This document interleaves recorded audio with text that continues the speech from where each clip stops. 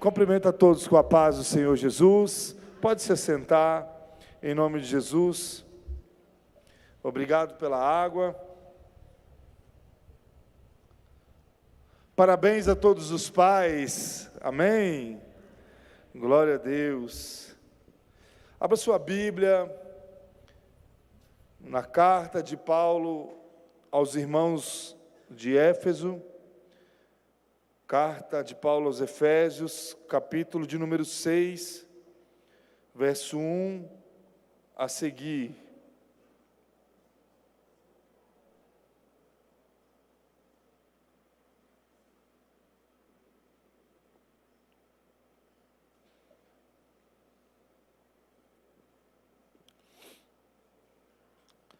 Efésios, capítulo 6, é a penúltima mensagem da série Vida com Deus. Amém? Diz assim a palavra do Senhor: Filhos, obedeçam a seus pais no Senhor, pois isso é justo.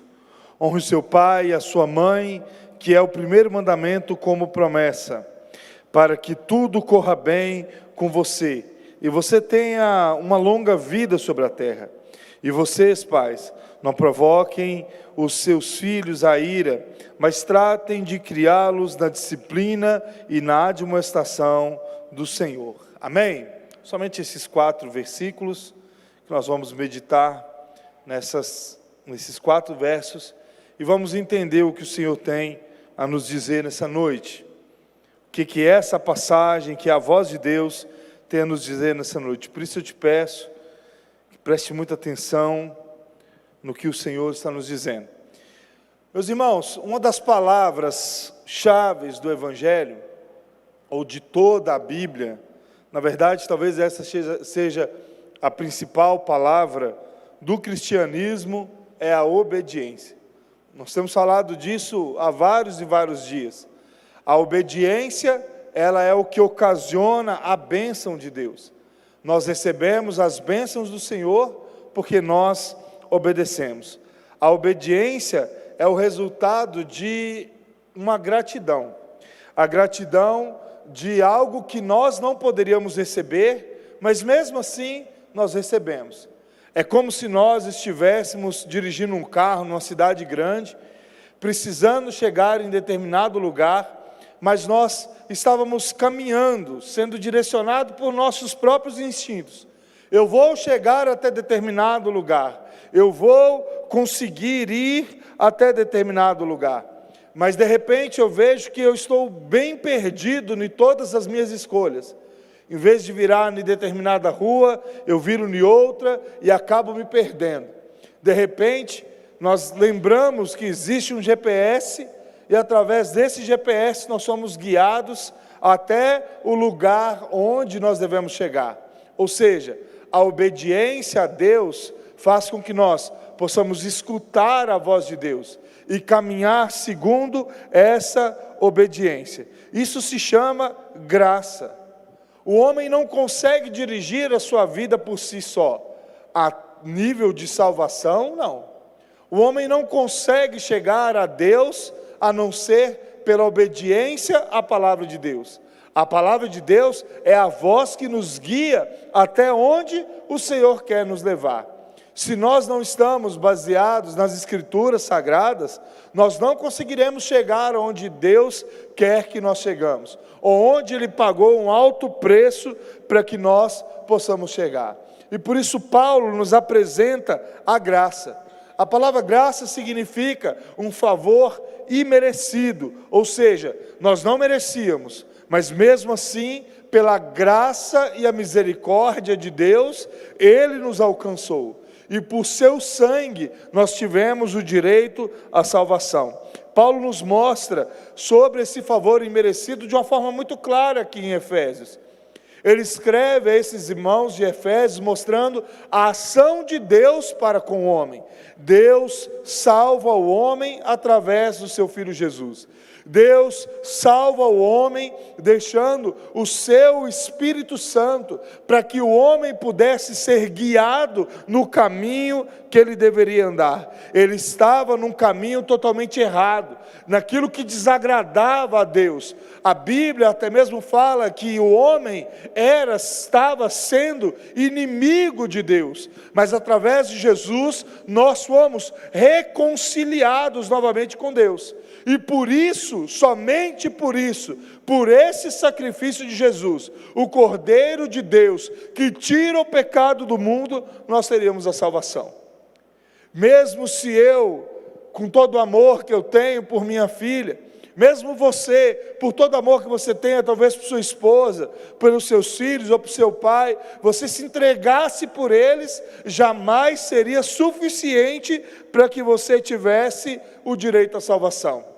Mas quando essa graça, esse favor imerecido, onde todos os homens, desde Adão até aquele que nascerá num dia da volta do Senhor, eles todos estavam condenados. Mas esse favor imerecido chegou até os homens através de Jesus, para que ele viesse a ser salvo. Quando essa graça nos alcança, nós recebemos um novo pensamento. Nós passamos a andar de uma outra forma. Aquilo que antes era loucura para as nossas vidas, agora passa a fazer sentido. A própria palavra de Deus, o próprio Paulo em Coríntios diz que a palavra da cruz é loucura para aqueles que se perdem, mas para nós que somos salvos é o poder de Deus. Ou seja, o poder de Deus é o poder transformador, é aquele que tira as vendas dos nossos olhos, tira as escamas dos nossos olhos e nos faz enxergar. Poxa, essas palavras vindas de Jesus, isso que a Bíblia Sagrada está dizendo, realmente tem sentido. Eu preciso mudar a minha vida, eu preciso me relacionar mais com esse Deus. Se esse Deus de fato é meu Pai, eu preciso me achegar a Ele. Como o filho pródigo cai em si, nós também passamos a cair em si e voltamos à casa do Pai. E nós nos encontramos com um Pai de braços abertos, pronto a nos receber. Esse Pai está pronto, nos esperando para que nós pudéssemos chegar até perto dEle. E aí, as nossas atitudes passam a ser segundo aquilo que de fato deveriam ser. Nós passamos então a obedecer. Nós passamos a viver em um só propósito. A nossa vida social passa a ser para a glória de Deus. A nossa vida íntima, nós e Deus, passa a ser para a glória de Deus. Nós passamos a relacionar com nossas esposas, com seus maridos, para a glória de Deus. Nós passamos a tratar os funcionários, ou até mesmo tratar os nossos senhores, para a glória de Deus. E nós passamos a honrar os nossos pais, e os pais passam a ensinar os filhos para a glória de Deus. Ou seja, de uma forma muito clara, a graça que nos alcança também é a graça que nos direciona. A graça que nos alcança começa a apontar os nossos erros e nos mostrar que existe salvação, mesmo nós estando errados. Mesmo nós travando uma vida errada, nós passamos de fato a viver uma vida com propósito, porque nós passamos a viver uma vida de arrependimento. E quando nós vimos que a nossa casa está restaurada, a nossa relação dentro do lar está restaurada, nós possamos também a ensinar e a tratar os nossos filhos da forma que devem ser tratados. Hernandes Dias Lopes vai dizer que se o nosso cristianismo não for capaz de mudar os nossos relacionamentos com família, então ele está falido. Ou seja, se eu vivo um cristianismo e Cristo não vive direcionando a minha casa, e eu passo a olhar o meu relacionamento dentro de casa, seja com minha esposa ou com meus filhos, da forma que deve ser, então o meu cristianismo está falido. Ele precisa começar dentro da minha casa. Ele precisa começar no meu relacionamento com a minha esposa ou com o marido. Ele precisa começar na forma que eu encaro o tratar dos meus filhos. E é isso que é uma vida com Deus. E é através de uma vida com Deus que encontramos a perfeita harmonia do lar. A perfeita harmonia do lar não significa ausência de problemas. Haverá situações que você irá discutir com a sua esposa. Haverá situações que você terá que corrigir os seus filhos. A Bíblia fala sobre a vara da disciplina. Vai chegar a vez que você precisará agir dessa forma, de uma forma onde de fato você traz algumas circunstâncias conflitantes, mas sempre é para a glória de Deus. Quando existe o excesso, quando existe o erro, Deus nos mostra os nossos erros e nós nos arrependemos disso. Como que pode funcionar essa harmonia? Em primeiro lugar, essa harmonia, ela funciona gerando obediência e honra. Eu peço a você que se lembre mais uma vez do que diz o verso 21 do capítulo 5. Vamos ver o que diz o verso 21 do capítulo 5. Ele vai dizer assim: sujeitem-se uns aos outros no temor de Cristo. Sujeitem-se uns aos outros no temor de Cristo.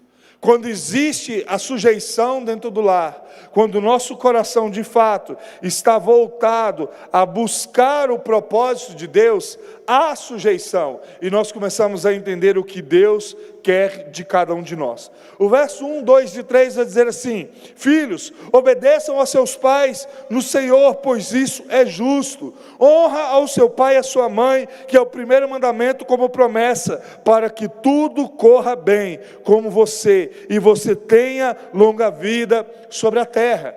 Ele nos mostra esse princípio da sujeição, quando o filho deve obedecer aos seus pais, quando o filho deve honrar aos seus pais, e por isso os filhos devem essa obediência aos pais, em primeiro lugar, não simplesmente porque isso é certo, porque isso é justo, porque isso significa um temor ao Senhor, porque isso faz com que ele está, antes de obedecer e honrar aos seus pais, ele está obedecendo e honrando a Deus. Ele está trazendo para o seu coração a certeza que antes mesmo dele obedecer ao seu pai terreno, ele está obedecendo a Deus.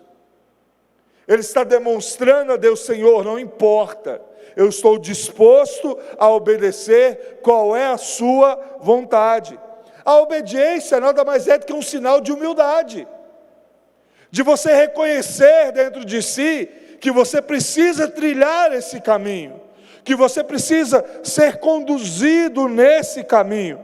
E como nós podemos obedecer a Deus sobre a vida dos nossos pais? Honrando os nossos pais dia após dia, ouvindo o que eles têm a nos ensinar e cumprindo aquilo que é o propósito de Deus para as nossas vidas.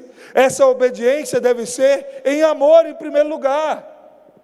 Nós podemos até muitas vezes obedecer, às vezes chateados, com raiva, mas como o nosso relacionamento com Deus é um relacionamento onde nós somos francos, porque Deus conhece o nosso coração, Ele sonda os nossos corações, Ele esquadrinha os nossos corações, nós apresentamos a nossa ira diante de Deus, e o próprio Deus trata com ela.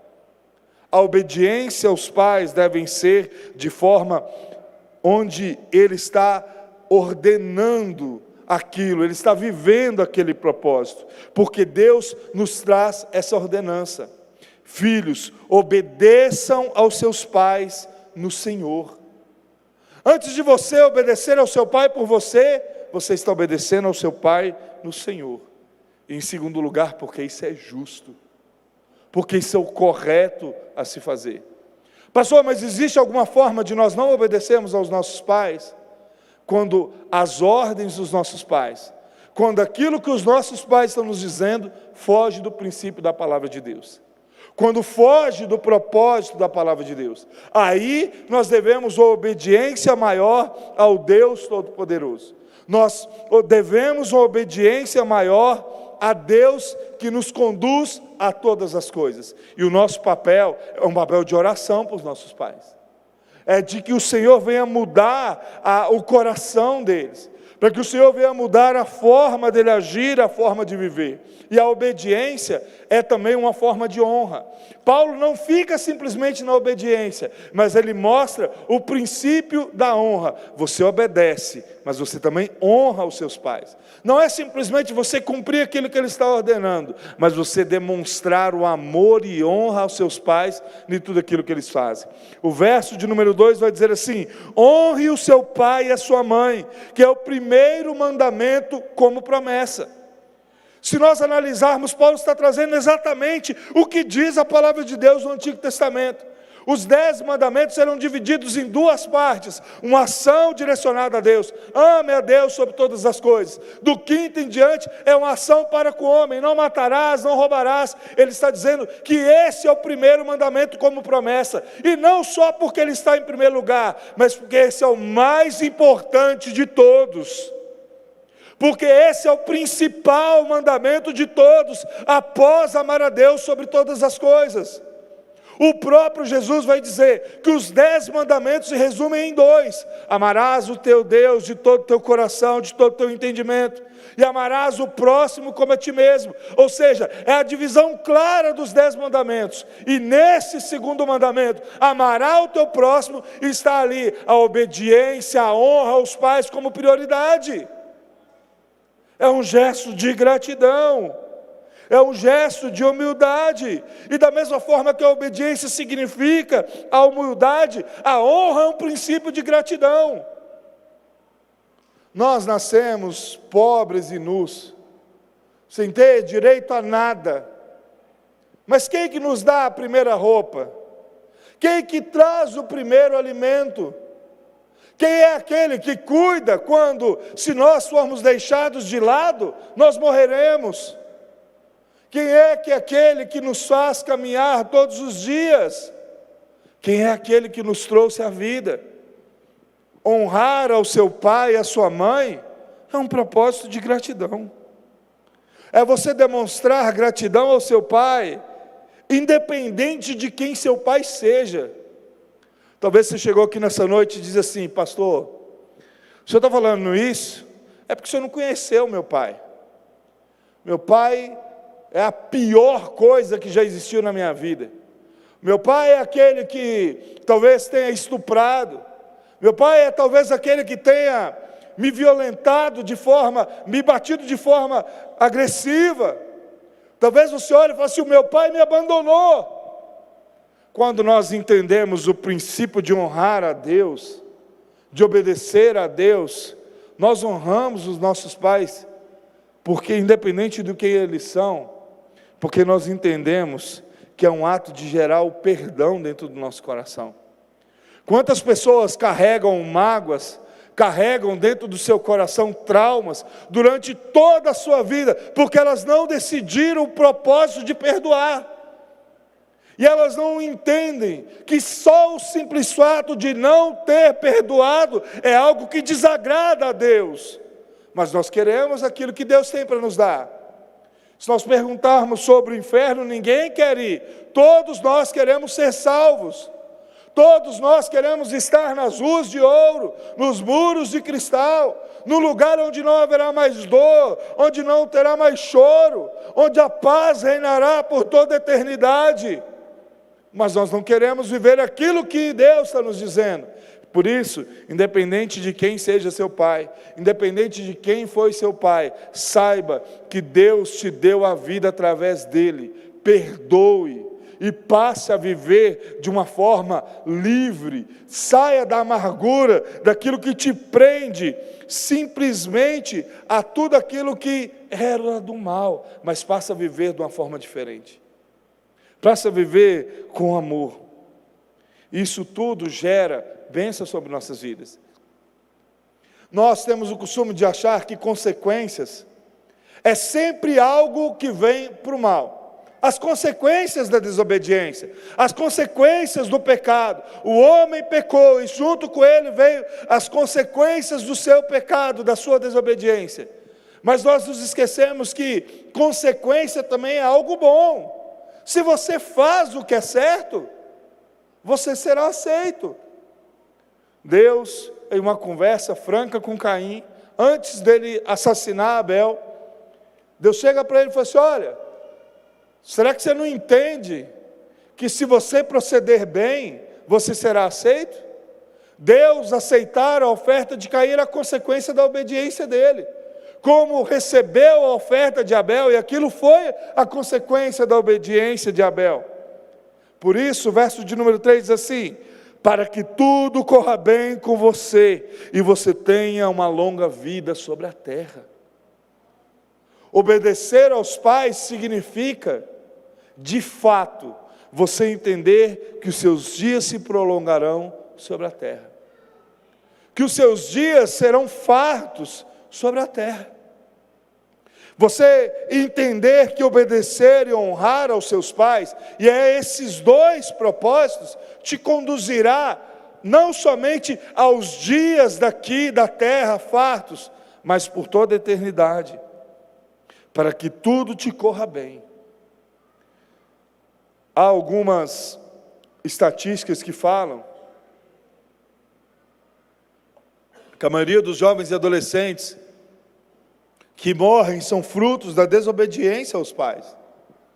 São pessoas que chegaram dos seus 12 anos à frente e eles não queriam mais escutar os pais pelo simples fato de acharem que sabem de tudo, por acharem que estão prontos para a vida.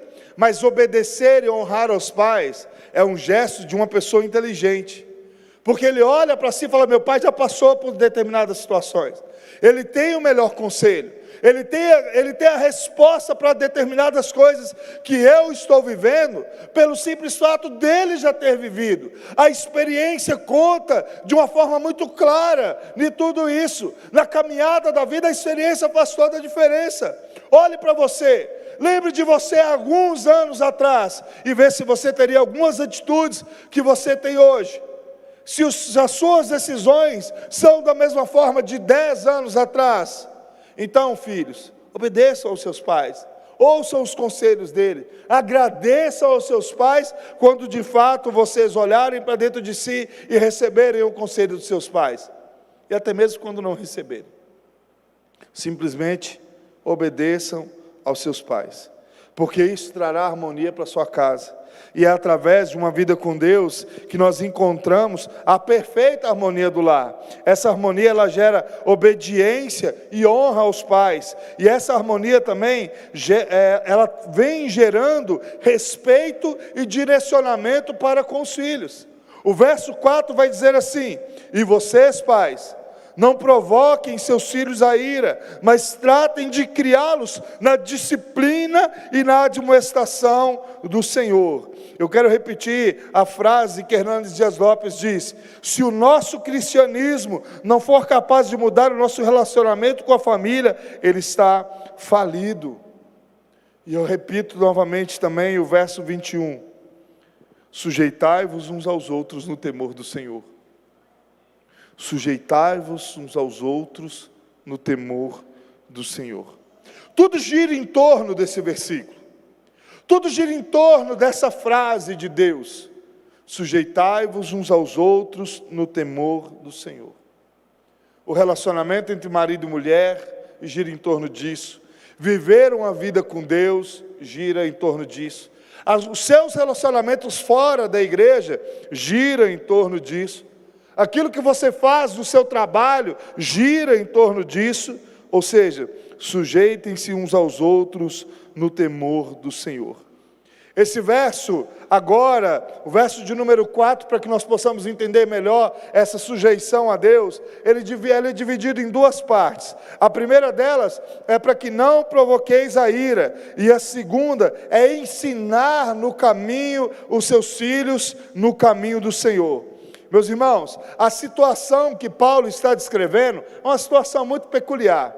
Nessa época em Roma, os homens, os pais, melhor dizendo, eles tinham total domínio sobre os filhos. Eles tinham o direito de bater, eles tinham o direito de renegar, eles tinham o direito de vender os seus próprios filhos, eles tinham o direito até mesmo de matar os seus próprios filhos. O que Paulo escreve a esses irmãos de Éfeso é mostrando a eles o seguinte: não viva da forma que o mundo está te orientando a viver, mas mude a sua forma de vida, a sua forma de se relacionar dentro de casa. E entenda uma coisa: não provoquem a ira dos seus filhos, mas tratem de criá-los, não segundo os costumes do mundo, mas segundo a disciplina e a admoestação, ou a orientação do Senhor. Passem a entender que cada um de vocês tem uma responsabilidade. O modelo a ser seguido não é o padrão do mundo, mas é o padrão de Cristo. É como Cristo trata a igreja, é como Deus nos vê como filho e nos vê condenados, envia o seu único filho a morrer por nós, por saber que ele iria ressuscitar ao terceiro dia. É isso que ele espera de cada um de nós, que nós não provocamos a ira dos nossos filhos. Isso é algo muito importante. E nós não provocamos a ira dos nossos filhos, em primeiro lugar, quando nós entendemos como nós nos relacionamos com nossas esposas.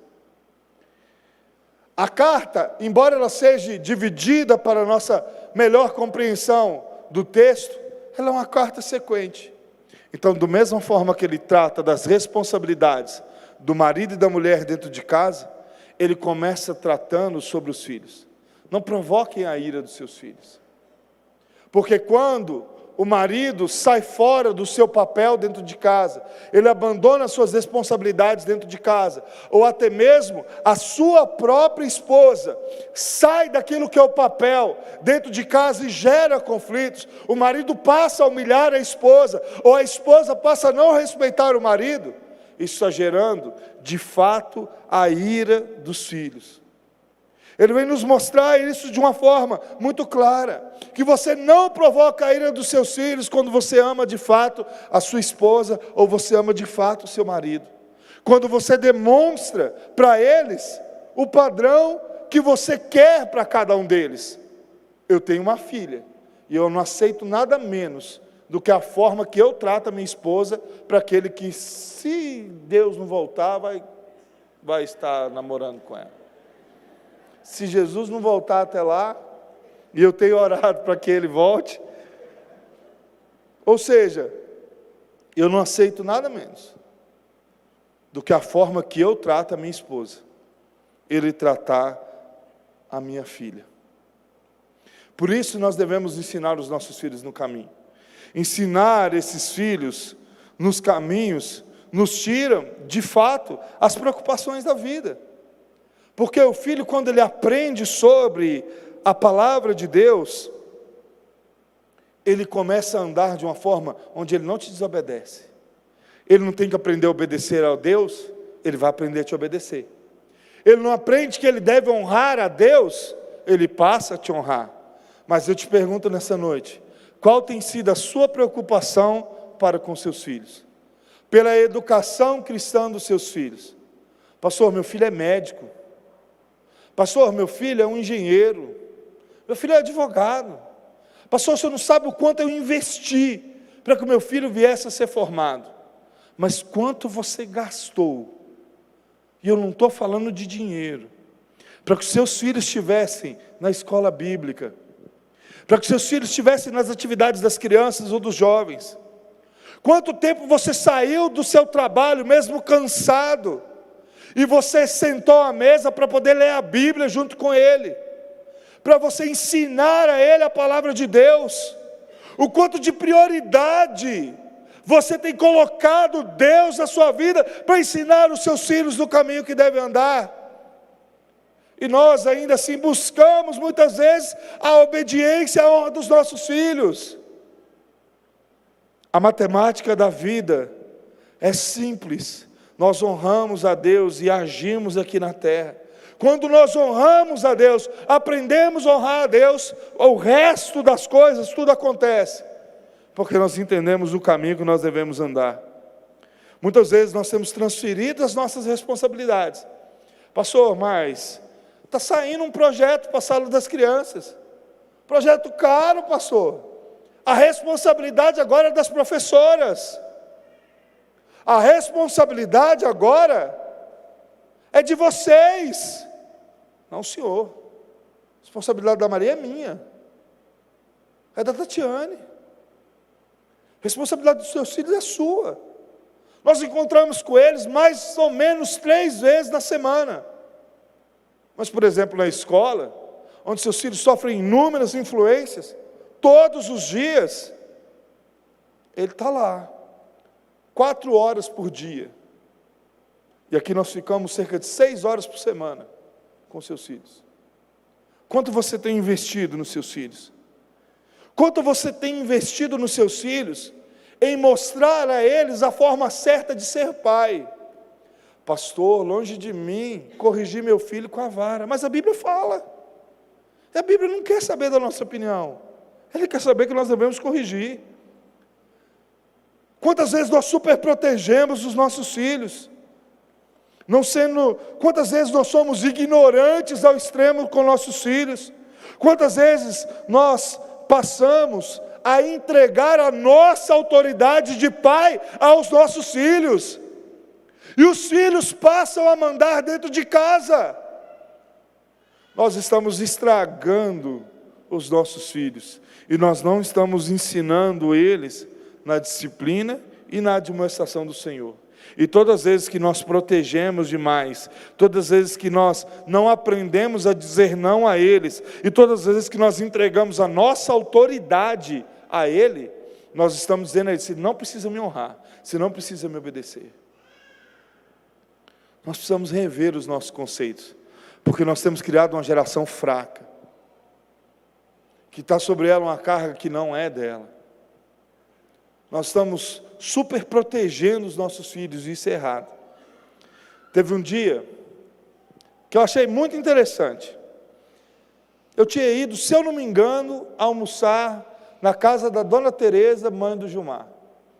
E nesse dia, a Maria estava brincando e tinha algumas crianças, e lá na área da Dona Tereza tem uma mureta, mais ou menos dessa altura. E as crianças subiam e pulavam, e a Maria querendo subir e pular. E a Tati: Maria, para com isso. Eu: Tati, deixa a menina, Tati. Deixa a menina, Tati, já precisa aprender as coisas. Aí ia lá, Lucas vai lá e pega a Maria. Até que Deus usou ali, eu falei assim: Tati, deixa a menina. Se cair do chão não passa. Nós precisamos não super proteger os nossos filhos. E aprender de fato que Deus é quem cuida dos nossos filhos. Nós precisamos trazer a eles as responsabilidades que são deles. Você cobra seu filho para orar à noite? Você cobra seu filho para ler a palavra de Deus? Ou nós vamos querer, de fato, ter que buscá-los de madrugada, em lugares onde nós não queremos que eles estejam? E se Deus não tiver misericórdia, Pai, no IML, e depois que morreu, infelizmente, não tem mais volta. Você pode receber a obediência do seu filho. Você pode honrar, receber as honras do seu filho. Mas para que isso não seja um caminho custoso, dificultoso, ensine seu filho na disciplina e na admoestação do Senhor. Brigue o que for para que seu filho esteja aqui. Faça com que teus filhos sejam íntimos da igreja. Que os melhores amigos deles sejam de dentro da igreja.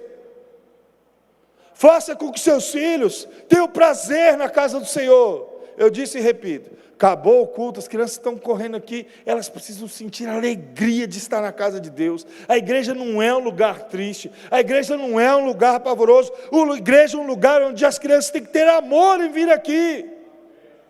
Elas precisam entender esse propósito, e os pais precisam incentivar. Eu não quero ir, mas você vai. E eu quero encerrar honrando a vida dos meus pais. Totalmente perdido, fora de propósito, não conhecia a Deus. Meu pai foi curado de 7 anos de depressão profunda. Meu pai começa a vir para a igreja. E de repente, Deus dá uma estratégia para ele. Ele falou assim: ó, é o seguinte, a partir de hoje, se você quer sair à noite para a festa, você pode ir, mas você tem que vir na igreja comigo. Você vem no sábado comigo, você pode pegar o carro. Você vem no domingo, você pode pegar o carro. Engambelei por 2 meses, até chegar um dia de frio. E para juinense, qualquer frio é frio. E aí ele falou assim: não, senhor. Quantas vezes estou chamando você para ir na igreja e você não vai? Não, pai, mas domingo que vem eu vou. Sábado que vem eu vou. Não vinha no domingo. Sábado que vem eu vou. Não, não vai. E acabou. E não tinha conversa. Lá em casa toda a vida foi assim: não é não, ainda mais porque meu pai é torrão, meu pai é implicante. Quem conhece sabe. E nisso eu saí à noite de moto, com frio. E a partir do outro sábado eu passei a vir à igreja. Gostava de vir à igreja. Mas sempre quando acabava o culto, pegava o carro e saía. Até que um dia, no dia do baile de aleluia, eu falei assim: hoje é a última festa que eu vou. O Bruno, mas o Fabinho falavam assim: eu duvido. Eu falei assim: então vocês vão ver. Hoje é a última festa. E depois de quase 20 anos, completa mais ou menos agora, acho que dia 24. Vou completar, se eu não me engano, 17 ou 18 anos de batismo. Mas porque Deus deu estratégia para ele e falou assim: não, queridão, você vai para a igreja. Eu me lembro que mesmo antes de eu vir, ele viajou, eu fiquei 30 dias sozinho. Ele me perguntou: você foi na igreja algum dos dias? Eu falei: não, pai, não fui não. Você sabe que você está errado, né? Eu falei: sei. Ou seja, vale a pena você insistir com seus filhos. Vale a pena você usar a autoridade dos seus filhos, sobre a vida dos seus filhos. Não ache que trazê-lo, mesmo que seja força aqui, isso vai gerar um trauma no seu filho. Não, ele vai ouvir a palavra de Deus. A palavra de Deus vai bater no coração dele, vai quebrar, porque a palavra de Deus ela é uma espada. E ela corta, ela desmonta, e ela quebra o vaso, e Deus faz um vaso novo. Não tenha medo. Às vezes vai doer um pouquinho você, mas você vai ver o resultado disso. O objetivo, meu irmão, é mostrar que se Deus estiver em nossa casa, em nossos relacionamentos, por Cristo nós diremos: eu e a minha casa servimos ao Senhor. O Senhor quer mudar a história da sua família. Não acha que não tenha jeito para a sua casa? Não acha que não tenha jeito para o seu casamento, para o seu relacionamento? Não acha que não tenha jeito para os seus filhos? Nós estamos falando de um Deus que pode todas as coisas. Eu peço a você que se coloque de pé por um instante.